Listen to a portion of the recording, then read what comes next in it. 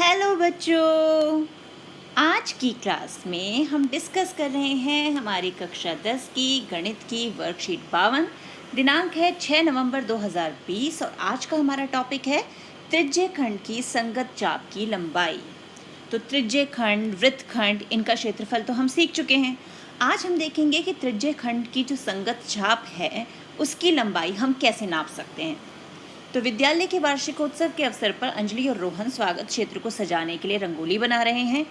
35 centimetre वाले वृत्ताकार भाग के किनारों का बॉर्डर बनाने के लिए उन्हें एक डोरी की आवश्यकता है। तो इस डोरी की लंबाई उन्होंने इस प्रकार ज्ञात की। तो अब जब हम इस रंगोली में यहाँ पर डोरी लगाएंगे तो इसका मतलब हम वृत्त का परिमाप यानी परिधि पे डोरी लगा रहे हैं। तो डोरी की लंबाई कितनी हो जाएगी? जो वृत्त की परिधि होगी। तो अब आर की जगह 35 रखा और वैल्यू कैलकुलेट की तो हमें मिल गया 220 सेंटीमीटर या 2 मीटर 20 सेंटीमीटर लंबी डोरी। अब यदि हम चाप की यानी जो त्रिज्य खंड है, ये जो त्रिज्य खंड है, इनकी भी हमें अगर चाप की लंबाई निकालनी हो तो कैसे निकालें? तो चाप जो है वो वृत्त की परिधि का ही एक भाग होती है। पूरा वृत्त अगर कंप्लीट करें ऐसे तो ये एक वृत्त का हिस्सा ही है। तो त्रिज्य खंड की संगत चाप की लंबाई कैसे निकालते हैं? थीटा बटे में 360 इंटू 2 पाई आर। तो जैसे हम त्रिज्य खंड का क्षेत्रफल निकालते थे तो क्षेत्रफल में हम क्या करते थे? थीटा अपॉन 360 और वृत्त के क्षेत्रफल से उसे गुणा कर देते थे, पाई आर स्क्वायर। उसी प्रकार त्रिज्य खंड की संगत चाप की लंबाई जब हमें निकालनी होगी तो हम थीटा अपॉन 360 तो ऐसे ही रखेंगे और वृत्त की परिधि से उसे गुणा कर देंगे। तो theta upon 360 into 2 pi r, या हम इसे theta upon 360 into pi d भी बोल सकते हैं, क्योंकि हमें पता है 2r यानी त्रिज्या का दुगना जो है वो हमारे d यानी व्यास के बराबर होता है। तो अब देखते हैं इस फॉर्मूले को हम यूज़ कैसे करते हैं। तो सबसे पहले है हमारे पास उदाहरण 21 सेंटीमीटर वाले वृत्त में चाप द्वारा केंद्र पर 60 डिग्री का कोण बनाया जाता है। तो इस त्रिज्य खंड की संगत चाप की लंबाई ज्ञात कीजिए। तो अब हमारे पास यहाँ पर r यानी त्रिज्या भी है और कोण यानी थीटा भी है। तो वृत्त की त्रिज्या हमारे पास है, थीटा हमारे पास है और फॉर्मूला हमें याद है। तो फॉर्मूले में हम वैल्यू पुट करेंगे, इसे हल करेंगे तो हमें उत्तर मिल गया 22 सेंटीमीटर। अब देखते हैं उदाहरण 2। उदाहरण 2 क्या है? एक 20 सेंटीमीटर तार के टुकड़े को चाप के रूप में मोड़ने पर उसके द्वारा वृत्त के केंद्र पर 90 डिग्री का आंतरिक कोण बनता है। इसकी त्रिज्या की लंबाई ज्ञात कीजिए। यानी एक टुकड़ा जो था हमारा 20 सेंटीमीटर का, इस प्रकार एक टुकड़ा था जिसकी लंबाई थी 20 सेंटीमीटर। हमने उसे मोड़कर कुछ इस ढंग से बना दिया। तो अब जब ये बना तो किसी वृत्त की चाप ही होगी ये। तो हमें उस वृत्त की त्रिज्या ज्ञात करनी है। यदि ये जो हमारे पास चाप आई है ये वृत्त के केंद्र पर 90 डिग्री का कोण बना रही हो, तो अब हमारे पास थीटा यानी 90 डिग्री है। 20 सेंटीमीटर जो है अब वो क्या है? पहले तार की लंबाई थी, अब वो हमारे लिए हमारी चाप की लंबाई है। तो यानी ये हो गया हमारा L। तो L हमें दिया हुआ है 20 सेंटीमीटर, थीटा 90 डिग्री। तो अब हमें निकालना है R। तो हम फॉर्मूले में वैल्यू पुट करें। त्रिज्य खंड की संगत चाप की लंबाई हो गई 20, कोण हमारा 90 डिग्री का, 2 पाई और R को हम R ही रहने देंगे। R के लिए वैल्यू कैलकुलेट करेंगे तो R आ गया हमारा 12.73 सेंटीमीटर। तो ये हो गया हमारा उदाहरण 2। अब देखते हैं हम हमारा उदाहरण 3। उदाहरण 3 क्या है?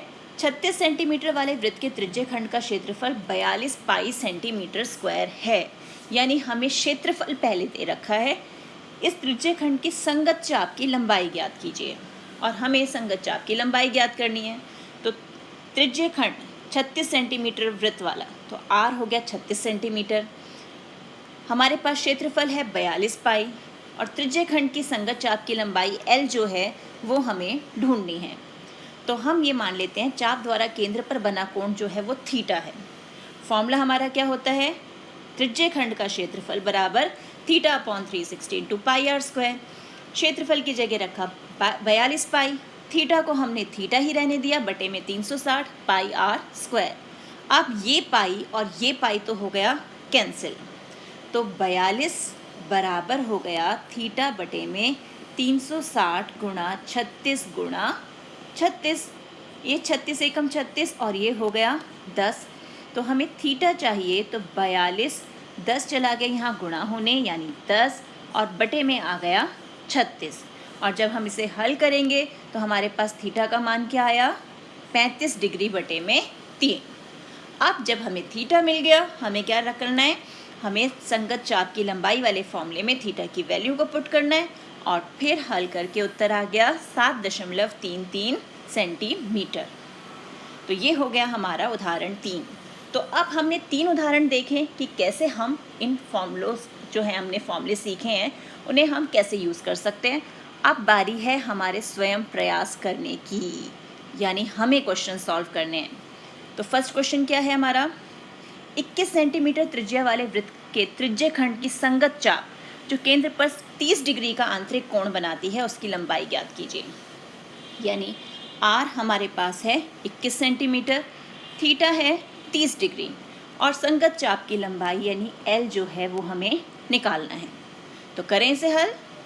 तो हल 1, सबसे पहले दिया है, क्या क्या दिया हुआ है हमें दिया हुआ है आर यानी त्रिज्या, वो दी हुई है 21 सेंटीमीटर, थीटा हमें दिया हुआ है 30 डिग्री और संगत चाप की लंबाई यानी एल हमें ढूंढना है। तो फॉर्मूला हमें पता है, एल बराबर थीटा बटे में 360 गुणा क्या आएगा यहाँ पर, वृत्त की परिधि यानी 2 पाई आर। अब बस इसमें वैल्यूज पुट करनी है, ये आ गया 30, ये हो गया 360 गुणा 2 गुणा 22/7 और आर कितना है हमारा 21।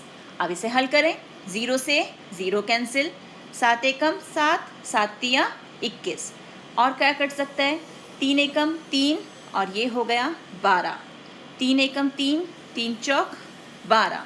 अब ये 2 और ये कैंसिल और यहाँ आ गया हमारे पास 11। तो फाइनली उत्तर क्या आ गया हमारे पास, संगत चाप की लंबाई बराबर 11 सेंटीमीटर। हो गया ये हल। अब देखते हैं प्रश्न 2। प्रश्न 2 है, दी गई आकृति में त्रिज्य खंड का परिमाप ज्ञात कीजिए। तो ये है हमारी आकृति यानी हमारा एक पिज़्ज़ा का पीस, क्योंकि त्रिज्य खंड है तो पिज़्ज़ा का पीस है, इसमें इसका परिमाप ज्ञात करना है। तो जब हम इसका परिमाप ज्ञात करेंगे हमें ध्यान रखना है कि इसके चारों ओर के जो भी हमारे किनारे हैं उन सब की लंबाई हमें जोड़नी है, तभी हमें इसका परिमाप मिलेगा। तो अब हम इसे हल करते हैं। अब है हमारा हल 2। तो आकृति है हमारी कुछ इस ढंग से, जिसमें हमें एक त्रिज्य खंड दिया हुआ है, ये हो गया हमारा त्रिज्य खंड, जिसमें कोण है हमारे पास 60 डिग्री का और ये लंबाई हमें दी हुई है 10.5 सेंटीमीटर। तो जब हम त्रिज्य खंड की परिमाप यानी इसकी किनारों की लंबाई की बात कर रहे हैं तो हमारे पास क्या आएगा, ये चीज़ यानी 10.5 सेंटीमीटर, फिर ये किनारा जो कि ये भी कौन सा है, ये भी 10.5 सेंटीमीटर है और ये जो हिस्सा है ये है हमारी संगत चाप यानी L।